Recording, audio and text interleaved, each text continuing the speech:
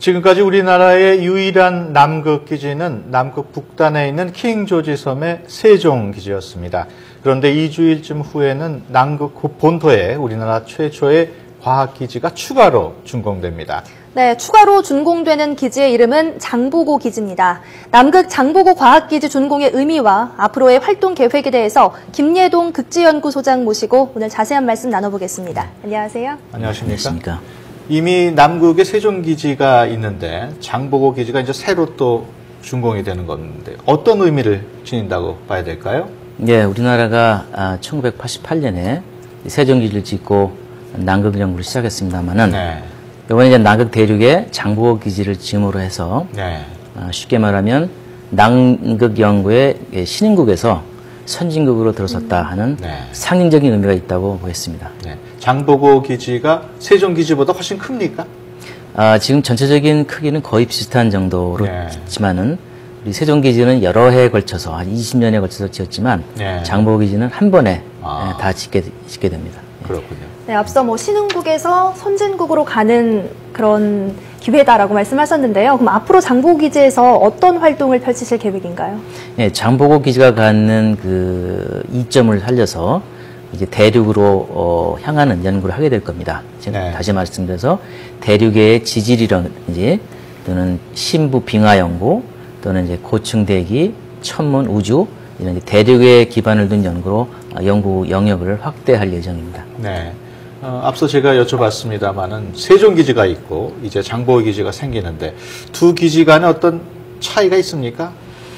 그렇죠. 세종 기지는 조금 이제 위도가 낮은 데 있다. 다시 말씀드려 조금 이제 따뜻한 기후에 있기 때문에 비교적 생물이라든지 또는 해양에 대한 연구에 집중이 되고 있고 대륙에 짓게 되는 이 장보고 기지는 훨씬 이제 열악한 환경이기도 하고 또 대륙에 있기 때문에 아까 말씀드린 이제 대륙 내부로 들어갈 수 있는 연구에 치중을 하게 될 것입니다. 두 기지 거리가 아주 좀 멀리 떨어져 있습니까? 그렇습니다. 4,500km 떨어져 있기 때문에 서로 갈 수 있는 그런 정도의 거리는 아닙니다. 그렇군요.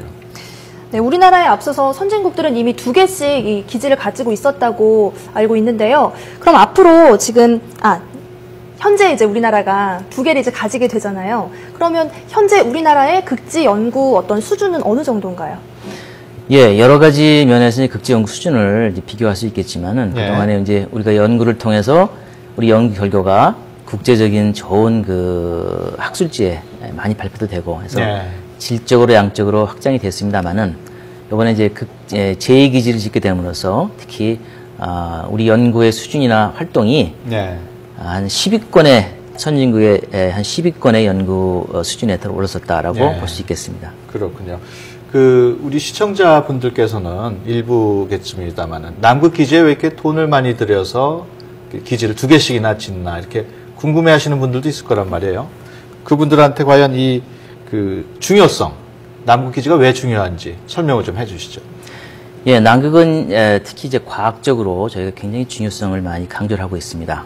예를 들어서 우리가 흔히 지금 많이 관심이 되고 있는 지구 환경 변화, 지구 온난화로 대표되는 현상인데요. 이런 것들을 연구하기 위해서는 남극이 가장 중요하고 좋은 지역이라고 알려져 있고 이런 것들은 우리나라, 우리 국민의 문제를 떠나서 전 세계 인류의 공통적인 문제입니다. 그래서 이 전 지구 인류의 공통적인 문제를 해결하는 데 있어 우리도 선두에 서고 있다. 라고 하는 상징적인 의미가 있다고 볼 수 있겠습니다. 그렇군요. 이제 다음 주에 남극 기지로 떠나신다고 말씀도 들었는데요. 남극이라는 그 곳이 시청자 여러분들은 당연히 가보기 힘드셨을 거고 또 저도 가보지 않아서 어떤 환경일지 굉장히 궁금한데요. 직접 가보신 경험자로서 어떤 환경인지 설명 좀 해주시죠. 당연히 남극은 이제 춥죠. 예상하셨듯이. 또한 우리가 보통 남극을 표현하라 하면은 춥고 바람이 가장 강하고 또 가장 건조한 지역이라고 얘기합니다. 그래서 이 세 가지가 합했을 때 가장 인간이 살고 활동하기에는 가장 어려운 지역이라고 볼 수 있겠습니다. 춥다는 거는 영하 89도까지 떨어졌던 89도요? 예. 이게 인위적이 아니고 자연적인 기록은 가장 최저 기록이죠. 그리고 바람이 항상 많이 불고 있고 또 건조합니다. 거의 지금 눈이 오지 않기 때문에 굉장히 건조한 지역으로 알려져 있습니다. 영하 89도 하면은 상상이 안 되는데 그 정도의 추위는 어느 정도의 추위라고 설명을 할 수 있습니까? 글쎄요, 뭐 89대 직접 지내왔던 그 러시아 기지의 대원도 만났습니다만은 물론 그 정도의 온도 상황은 절대 밖에 못 나가죠. 실내에서만 거주하고 있고. 그렇군요. 그 정도의 이제 추위 또 아까 말씀하셨듯이 악천후 속에서 장보고 기지를 건설을 한 건데 그 건설하면서 어떤 어려운 점이라든가 에피소드 같은 건 없었습니까? 글쎄요, 우리 1988년에 장보고 기지 지을 때는 그런 게 없었지만 세종기지. 예, 세종기지 지을 때 지금 장보고 기지를 지으려면은 국제기구에서 허가를 맡아야 되는 사항이 있습니다. 그럼 왜 그렇습니까?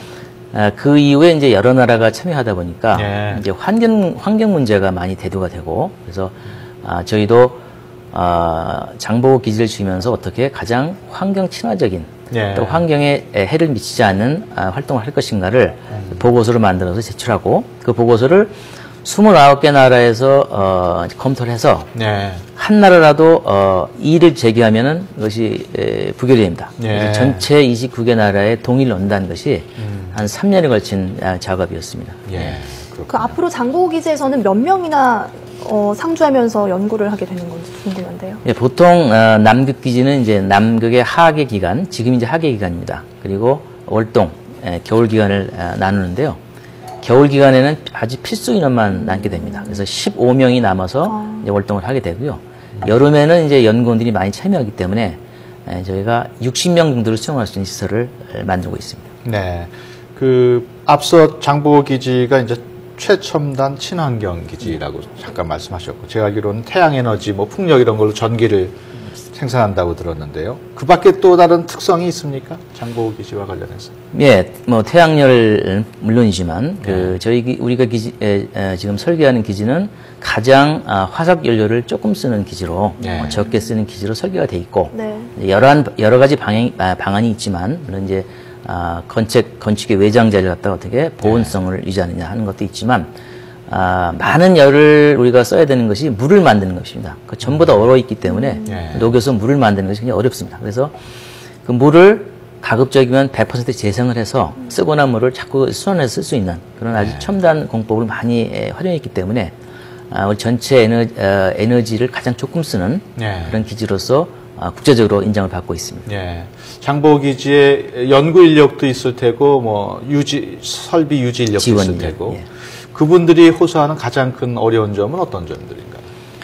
남극에 가게 되면 뭐 춥다는 것은 누구나 다 인식을 하고 있고요. 그보다 더 어려운 것은 그 15명에서 고립되어서 살아간다는 게 굉장히 어렵습니다.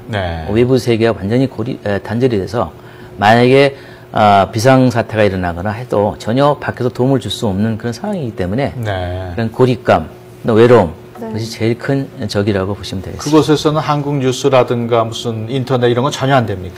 지금 우리 장보고 기지에는 위성 인터넷 시설이 되어 있기 때문에 뉴스나 인터넷을 통해서 소식은 알 수 있긴 하지만 그렇군요. 그 이외에는 이제 직접적으로 가거나 나오거나 할 수 있는 방법이 없습니다. 네, 알겠습니다. 지금까지 김혜동 극지연구소장 모시고 함께 이야기 나눴습니다. 오늘 말씀 고맙습니다. 감사합니다.